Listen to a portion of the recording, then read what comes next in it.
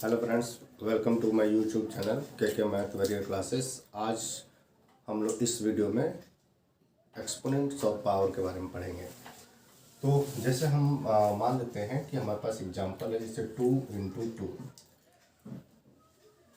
तो यहाँ पर 2 को कितनी बार मल्टीप्लाई किया गया है? 2 बार। तो हम इसको इस तरह से भी लिख सकते हैं, 2 और पावर 2। इसको हम रीड करते हैं 2 रेज टू पावर 2, या फिर हम बोलते हैं 2 टू दी पावर 2, या फिर हम बोलते हैं 2 स्क्वायर। हम इसको 3 तरीके से रीड कर सकते हैं। वैसे जैसे मान लीजिए कि अगर हमारे पास 2 इंटू 2 इंटू 2 इंटू 2 इंटू 2, अब यहाँ पर 2 कितनी बार आ गया? 1 2 3 4 5। तो सेम डिजिट आपको 5 टाइम्स आया, तो हम इसको लिखेंगे 2 एंड पावर कितना? 5।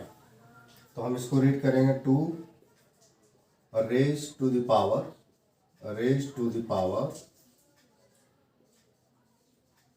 5, 2 रेज टू द पावर 5। इसको हम इस तरह से रीड करते हैं। अब बेटा इसमें यह समझना है कि जो ये 2 है इसको हम बेस बोलते हैं, और ये जो 5 है इसको हम पावर बोलते हैं, या फिर हम इसको एक्सपोनेंट बोलते हैं। पावर या इसको हम एक्सपोनेंट बोलते हैं, ठीक है। तो अगर कहीं पर भी अगर आप कोई नंबर लिखा है 2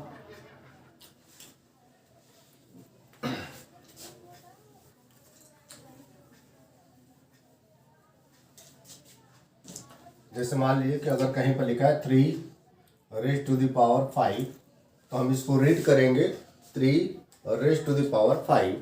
इसमें जो 3 होगा वो आपको बेस कहलाएगा, और जो 5 होगा इसको हम पावर बोलते हैं, या फिर इसको हम एक्सपोनेंट बोलते हैं। अब ये जब हम इस तरह से किसी नंबर को इस तरह से लिखते हैं 3 टू द पावर 5, इसका मतलब होगा कि 3 का 5 टाइम्स मल्टीप्लाई। इसका मतलब 3 इंटू 3 इंटू 3 इंटू 3 इंटू 3। तो जब हम किसी नंबर को इस फॉर्म में लिखते हैं तो इसको हम बोलते हैं एक्सपेंडेड फॉर्म। और जब हम एक्सपेंडेड फॉर्म को इस तरीके से लिखेंगे 3 टू द पावर 5 के फॉर्म में, तो इसको हम बोलते हैं एक्सपोनेंट फॉर्म।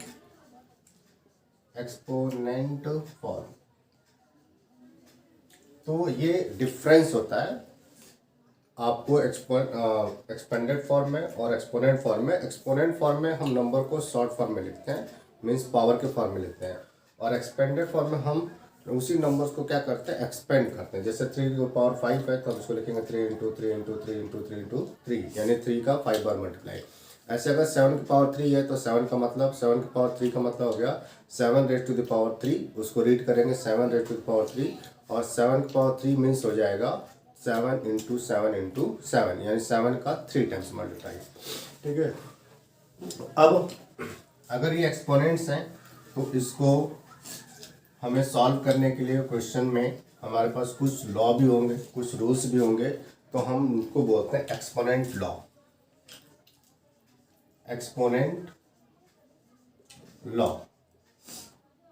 लॉ में सबसे जो पहला लॉ है वो होता है कि अगर a की पावर m है इंटू अगर a की पावर n है, तो हम इसको लिख सकते हैं a to the power m plus n। इसका मैं आपको एक न्यूमेरिकल एग्जांपल देता हूँ। यहाँ पे देखो बेटा, इस लॉ में क्या है कि दोनों का बेस सेम होना चाहिए। यहाँ पे देखो बेस a है, यहाँ पर भी बेस क्या है? a। तो जब भी दो ऐसे नंबर्स का जिनका बेस सेम है और पावर अलग अलग है, जैसे यहाँ पर पावर m है, यहाँ पर पावर क्या है? n, और उन दोनों नंबर्स का अगर हम मल्टीप्लाई करते हैं तो उनकी पावर ऐड हो जाती है। जैसे मैं आपको एक न्यूमेरिकल एग्जांपल के थ्रू बताता हूँ। जैसे मान लीजिए कि 3 की पावर अगर 2 है, इंटू अगर 3 की पावर मान लीजिए कि 4 है, तो अब अकॉर्डिंग टू दिस रूल इन दोनों का बेस सेम है तो पावर ऐड हो जाएगी। तो 3 टू द पावर 2 प्लस क्या होगा 4, and 3 to the power 2 plus 4 का मतलब हो जाएगा 3 टू द पावर कितना 6। अगर हम इसको एक्सपेंड फॉर्म में लिखें तभी भी आपको 3 की पावर 6 ही आएगा। जैसे देखो 3 की पावर 2 मीन्स 3 इंटू 3, और 3 की power 4 means 3 into 3 into 3 into 3। अभी वो कितनी बार 3 आ गया 1 2 3 4 5 6, तो हम इसको लिख सकते हैं 3 की पावर 6। तो इस तरीके से आप इस फर्स्ट लॉ को समझ सकते हैं कि अगर कभी भी जो दो बेस सेम होते हैं और उनकी पावर चाहे कुछ भी हो और ऐसे नंबर्स को अगर हम मल्टीप्लाई करें तो उनकी पावर क्या होती है ऐड हो जाती है। अब हम बात करेंगे सेकेंड लॉ की।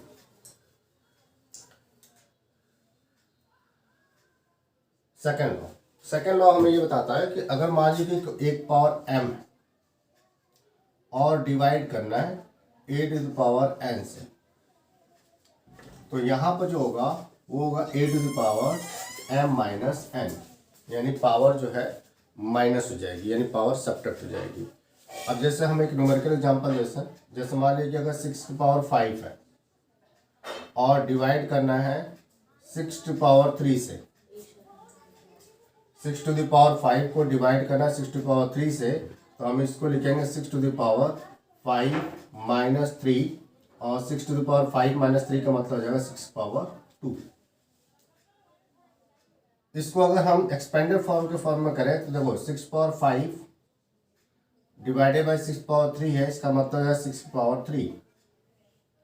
6 पावर 5 का मतलब हो जाएगा 6 into 6 into 6 into 6 into 6 and whole upon 6 to power 3 का मतलब हो जाएगा 6 इंटू 6 इंटू 6। अब 6 यहाँ पर 3 टाइम्स है और यहाँ पर 5 टाइम्स है, ये 6 इससे कैंसिल हो जाएगा, एक 6 इससे कैंसिल हो जाएगा और एक 6 इससे कैंसिल हो जाएगा, तो कितना बचेगा 2 6। तो यहाँ पर लिखेंगे 6 इंटू 6 और इसका मतलब हो जाएगा 6 की पावर कितना 2। तो या तो आप इस एक्सपोनेंट लॉ का यूज़ करके सॉल्व करो या फिर एक्सपेंडेड फॉर्म का यूज़ करके सॉल्व करो, आंसर दोनों केस में क्या आएगा सेम आएगा। तो इसको हम बोलते हैं सेकेंड लॉ ऑफ एक्सपोनेंट। तीसरा जो लॉ है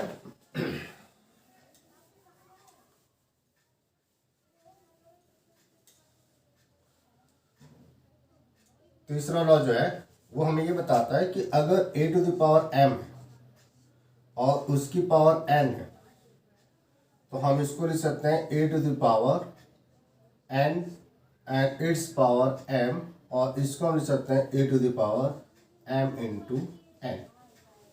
मतलब अगर किसी नंबर का पावर है तो वो दोनों जो पावर होती है वो आपस में मल्टीप्लाई हो जाती है। जस्ट लाइक हम एक न्यूमेरिकल एग्जांपल देते हैं, जैसे 2 की पावर अगर 3 है और इसकी पावर अगर मान लीजिए कि 2 है, तो हम इस पावर को एक्सचेंज करके भी लिख सकते हैं। हम इसको लिख सकते हैं 2 की पावर 2 और इसकी पावर कितना 3, यानी जो बाहर पावर थी उसको अंदर कर सकते हैं, अंदर वाली पावर को क्या कर सकते हैं बाहर कर सकते हैं। तो हम इस चीज़ को इस तरह से भी लिख सकते हैं। अब यहाँ पर जब हम लिखेंगे तो ये देखो 2 की पावर 2 और इन पावर कितनी है 3, इसका मतलब 2 की पावर 2 इंटू 3, तो 2 की पावर 2 इंटू 3 होगा तो 2 की पावर कितना जाएगा 6। तो ये इसका मतलब हो जाएगा। अगर हम इसको एक्सपेंड करके करें तो देखो 2 की पावर 3 की पावर कितना है 2, इसका मतलब 2 की पावर 3 का 2 बार मल्टीप्लाई। अब 2 की पावर 3 इसका मतलब 2 इंटू 2 इंटू 2, और 2 की पावर 3 इसका मतलब होगा 2 इंटू 2 इंटू 2। अब 2 कितनी बार आ गया 6 बार, तो इसको हम लिख सकते हैं 2 की पावर कितना 6। तो इस तरह से आप एक्सपेंडेड करके भी इसको सॉल्व कर सकते हैं। दोनों केस में आंसर क्या आएगा सेम आएगा। ये होता है आपको third law. Now fourth law.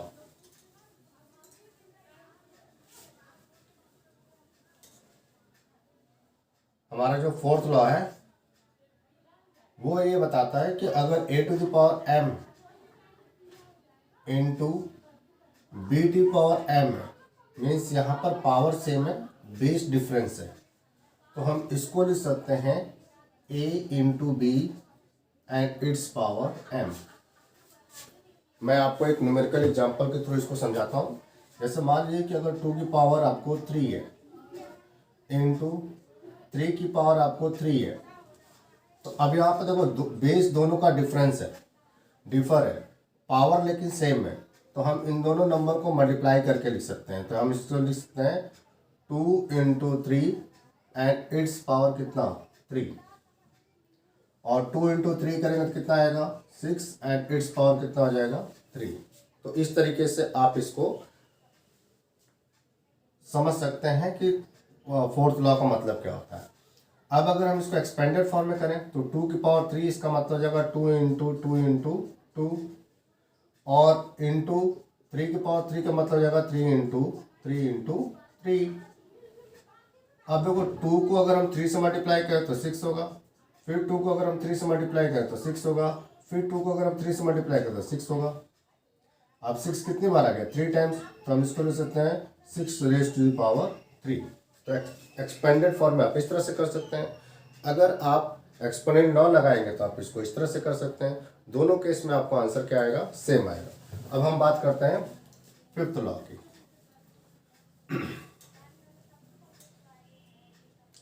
जो हमारा फिफ्थ लॉ है, फिफ्थ लॉ हमें ये बताता है कि अगर a to the power m है और उसको डिवाइड करना है b to the power m से, तो हम इसको लिख सकते हैं a upon b and raise to the power कितना m। जैसे मान लीजिए कि अगर 5 की पावर 3 है और डिवाइड करना है 3 की पावर 3 से, तो आप इसको लिखेंगे 5 and upon 3 and its power 3। या जैसे मान लीजिए कि आपको 4 की पावर 6 है और इसको डिवाइड करना है 2 की पावर 6 से, तो अब इसको हम लिखेंगे 4 and upon 2 and raise to power कितना 6। ये इससे कैंसिल हो जाएगा, तो 2 1 जा एंड 2 2 जा, तो हम इसको लिखेंगे 2 रेज टू द पावर कितना 6, नीचे 1 बचेगा, उसका कोई मतलब नहीं होगा। तो ये न्यूमेरिकल एग्जांपल है इस लॉ का, और इसके थ्रू आप लॉ नंबर 5 समझ गए होंगे। अब हम बात करेंगे लॉ नंबर 6 की। 6 लॉ हमें ये बताता है कि अगर a की पावर m है तो हम इसको लिख सकते हैं 1 upon a to the power minus m। या फिर अगर हमारे पास a to the power minus m है तो हम इसको लिख सकते हैं a to the power m। Means power जब नीचे जाएगा तो वो पावर का साइन क्या होता है चेंज हो जाता है। एक न्यूमेरिकल एग्जांपल लेते हैं। जैसे मान लीजिए कि अगर 2 की पावर 7 है तो हम इसको लिख सकते हैं 1 upon 2 raise to the power minus 7। या फिर अगर आपके पास 4 टू पावर माइनस 3 है तो आप इसको लिख सकते हो 1 अपॉन 4 टू द पावर 3। या आपके पास है 1 अपॉन 2 द पावर माइनस 4, तो अगर हम इसको ऊपर ले जाएंगे तो इसकी पावर हो जाएगा 2 की पावर कितना 4। या अगर आपने लिखता है 1 अपॉन 3 की पावर 6, तो आप इसको इस तरह से लिख सकते हैं 3 टू पावर माइनस 6। तो इस तरीके से आप न्यूमेरिकली समझ गए होंगे कि कैसे हम लॉ का यूज करते हैं। तो ये आपको टोटल जो है 6 एक्सपोनेंट लॉ होते हैं जिनके एग्जांपल्स मैंने आपको बताए हैं। और इन लॉ का यूज करके हम चैप्टर्स में जो एक्सरसाइज गिवन है उसके जो क्वेश्चंस हैं उनको सॉल्व करने की कोशिश करेंगे, क्योंकि वहाँ पर ये सारे लॉ यूज होंगे, तो आपको लॉ अच्छे से समझना है। अब जैसे मान लीजिए एक क्वेश्चन छोटा सा मैं लेता हूँ। जैसे मान लीजिए कि अगर आपसे बोला जाए कि 256 है, इसको आपको एक्सपोनेंट फॉर्म में लिखना है। एक्सपोनेंट फॉर्म में लिखने का मतलब है कि पावर के फॉर्म में लिखना है। तो हम पावर के फॉर्म में कैसे लिखेंगे, तो देखिए आपको क्या करना है कि 2 की पावर 256 के हम प्राइम फैक्टर्स निकालेंगे। तो 256 के प्राइम फैक्टर्स मैंने आपको निकालना बताया है। तो यहाँ पर देखो लास्ट डिजिट 6 है और तो इसका मतलब 2 से नंबर डिवाइड जाएगा, तो 2 1 जा, 2 2 जा और फिर 2 8 जा, लास्ट में 8 है, इसका मतलब फिर ये 2 से डिवाइड जाएगा, तो 2 6 जा, 2 4 जा, फिर लास्ट में 4 है, इसलिए इसका मतलब 2 से फिर डिवाइड जाएगा, तो 2 3 जा, 2 2 जा, फिर 2 है तो इसका मतलब 2 से फिर डिवाइड जाएगा, 2 1 जा, 2 6 जा, 6 है, इसका मतलब 2 से फिर डिवाइड जाएगा, तो 8, फिर 2 से डिवाइड होगा, कितना आएगा 4, फिर 2 से डिवाइड होगा तो 2, और फिर 2 से डिवाइड होगा तो 1। अब 256 जो होगा ये कितनी बार आ गया, आप सारे नंबर्स को काउंट कर लीजिए, 1 2 3 4 5 6 7 8, यानी कि 2 जो है 8 टाइम्स आ गया, 1 2 3 4 5 6 6 7 8। अब 2 8 टाइम्स आया तो इसको हम लिखेंगे 2 रेज़ टू द पावर कितना 8। तो ये आपको एक्सपोनेंट फॉर्म हो गया। कभी कभी आपको एक्सपोनेंट फॉर्म में गिवन होगा और उसको एक्सपेंडेड फॉर्म में बोला जाएगा, तो आप उसको एक्सपेंड कर देंगे। ठीक है, अब एक और एग्जांपल ले लेते हैं। जैसे मान लीजिए कि आपसे बोला जाए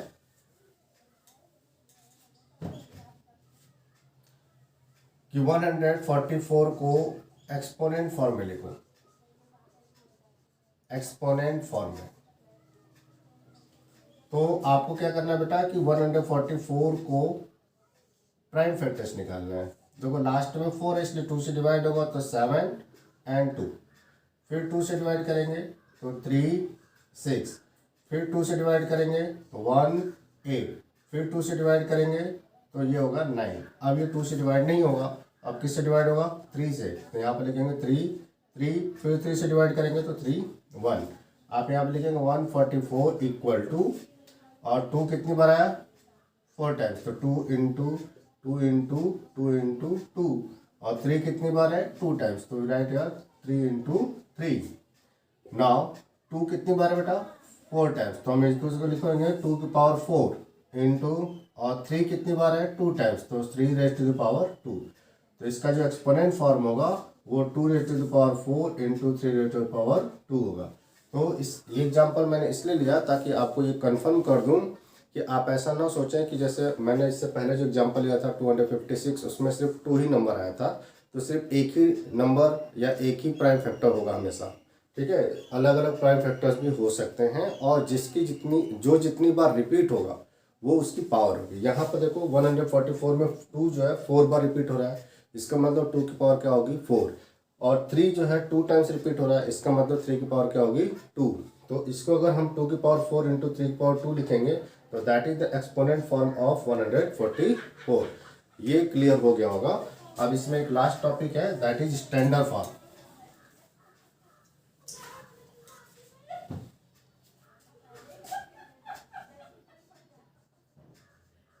स्टैंडर्ड फॉर्म, देखो ना, जब भी हम किसी नंबर को, जैसे मान लीजिए कि अगर आपके पास कोई बहुत बड़ा नंबर है इस तरीके से, ऐसे, अब इस नंबर को लिखना और पढ़ना दोनों क्या होगा, थोड़ा सा डिफिकल्ट वर्क होगा। तो हम क्या करेंगे, इस नंबर को हम इस तरह से लिखेंगे कि हमें लिखना भी आसान हो जाए और इसको पढ़ना भी क्या हो जाए, आसान हो जाए। तो उसको हम बोलते हैं स्टैंडर्ड फॉर्म। स्टैंडर्ड फॉर्म का मतलब होता है कि जब भी हम किसी नंबर को m into 10 to power n, m जो होगा ये लेस देन और इक्वल टू 10 होगा, और n जो होगा वो कोई भी इंटीजर होगा। ठीक है, तो जब भी हम किसी नंबर को इस फॉर्म में लिखते हैं, मतलब इस तरीके से लिखते हैं, तो हम उसको बोलते हैं कि वो स्टैंडर्ड फॉर्म है।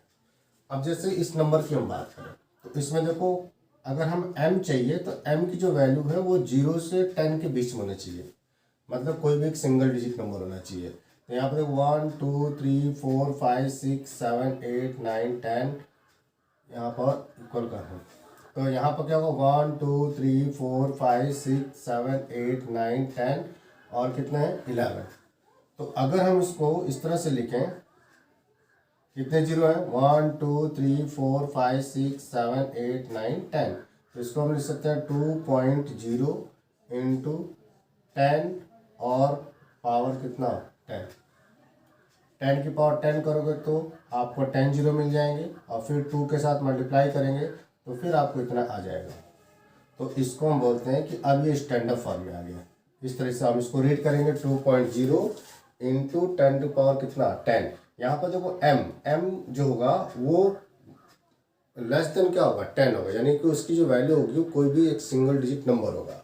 और इंटू 10, ये तो 10 हमेशा रहेगा। और पावर n का मतलब कोई भी इंटीजर। तो यहाँ पर देखो कितने जीरो थे 1 2 3 4 5 6 7 8 9 10, इसलिए हमने 10 की पावर कितना किया 10। ऐसे जैसे मान लीजिए कि अगर 1 5 6 3 0 है, इसको अगर हमें स्टैंडर्ड फॉर्म में लिखना है तो देखो बेटा स्टैंडर्ड फॉर्म में लिखने के लिए अगर आपको अच्छे से समझ में आ रहा है तो आप बहुत कम समय में इसको लिख लेंगे। अगर अच्छे समझ में नहीं आ रहा तो मैं थोड़ा सा दूसरा तरीका बताता हूँ। आपको पहले m फाइंड करना है। m की जो वैल्यू होगी वो 0 और 10 के बीच में होनी चाहिए। तो अब ये तो 15,000 समथिंग है, तो 15,000 तो 10 से बहुत ज़्यादा है। तो अगर हम इसको 10 से कम बनाना है तो हम यहाँ पर क्या करना पड़ेगा 1 5 6 3 0, इसमें 1 2 3 4, यहाँ पर अगर हम डेसिमल लगा दें तो ये क्या होगा, ये 10 से कम हो जाएगा। तो डेसिमल लगाने के लिए देखो कितने जीरो 1 2 3 4, तो 4 यहाँ पर, यानी कि 10,000 से इसको डिवाइड करेंगे। अगर हमने 10,000 से डिवाइड किया है तो 10,000 से मल्टीप्लाई भी करेंगे, जिससे कि इसके न्यूमेरिकल वैल्यू में कोई चेंज ना आए। अब अगर हम इसको इससे डिवाइड करेंगे तो ये 1.5630 हो जाएगा इंटू, और ये 10 की पावर कितना हो जाएगा 4। तो हम इसको लिख सकते हैं 1.5630 इंटू 10 की पावर कितना हो जाएगा 4। तो इस तरीके से आप लिख सकते हो। अगर शॉर्ट में हम इसको देखें तो देखो बेटा आपको कुछ नहीं करना है, आप यहाँ पर डेसिमल लगा दो 1.5630। अब देखो यहाँ से डेसिमल कितने डिजिट पहले लगाए 1 2 3 4, तो यहाँ पर लिखेंगे 10 की पावर 4। जितना डिजिट डेसिमल आप राइट से लेफ्ट लगाते हो उतनी उसकी पावर होगी। एक और एग्जांपल ले लेते हैं।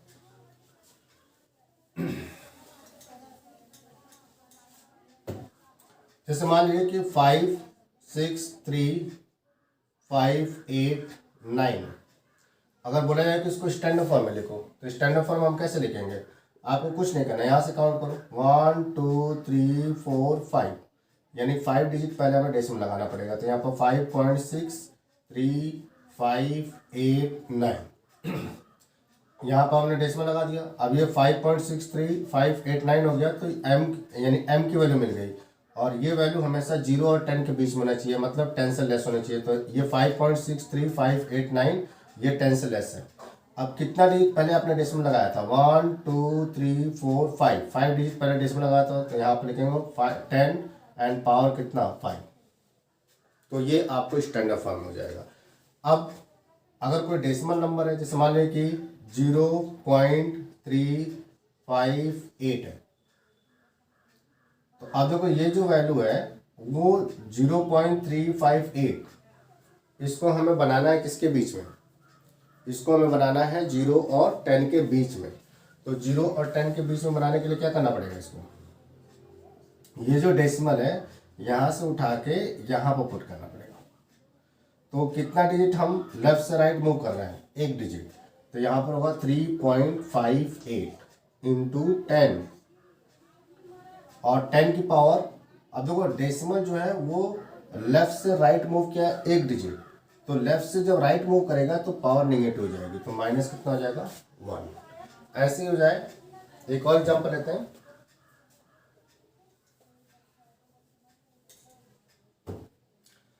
जैसे मान लीजिए कि अगर है 0.00365 तो ये हो गया 0.00365। तो अब क्या हो गया, अब ये जो होगा इसको हम लिखेंगे, डेसिमल यहाँ से मूव करेंगे और मूव करके यहाँ पर ला देंगे एक डिजिट के बाद, तो यहाँ से हो जाएगा 3.658 इंटू 10 लिखेंगे। अब देखो डेसिमल यहाँ से मूव करके और कितने डिजिट लेफ्ट से राइट गया, 3 डिजिट 1 2 3, 3 डिजिट लेफ्ट से राइट मूव कर रहा है, तो इसका मतलब निगेटिव पावर होगी, तो माइनस कितना हो जाएगा 3। अगर ऐसे होगा, मान लो कि 75.638, तो इस नंबर को हमें 10 से लेस करना है, तो ये जाएगा 7.5। अब डेसिमल का मूवमेंट किधर हो रहा है, इस पॉइंट से किधर हो रहा है, इधर जा रहा है, किधर जा रहा है, ये जा रहा है इधर, मतलब राइट से लेफ्ट आ रहा है। तो कितना डिजिट लेफ्ट आ रहा है, 1 डिजिट। तो जब भी राइट से लेफ्ट मूव होगा तो वो पावर पॉजिटिव होगी। तो यहाँ पर होगा 7.5, यहाँ पर लिख सकते हो 638 इंटू 10 पावर कितना 1। तो इस तरीके से आप स्टैंडर्ड फॉर्म में किसी भी बड़े नंबर को या किसी भी बहुत छोटे नंबर को स्टैंडर्ड फॉर्म में लिख सकते हैं। अगर आपको ये वीडियो अच्छा लगता है तो इसको आप लाइक करना, शेयर करना ना भूलें। और जो लोग मेरे टेलीग्राम चैनल से जुड़ना चाहते हैं तो उसका लिंक मैंने इस वीडियो के डिस्क्रिप्शन बॉक्स में दिया हुआ है, आप वहाँ से मेरे टेलीग्राम पर चैनल को भी ज्वाइन कर सकते हैं। Thank you and have a nice day.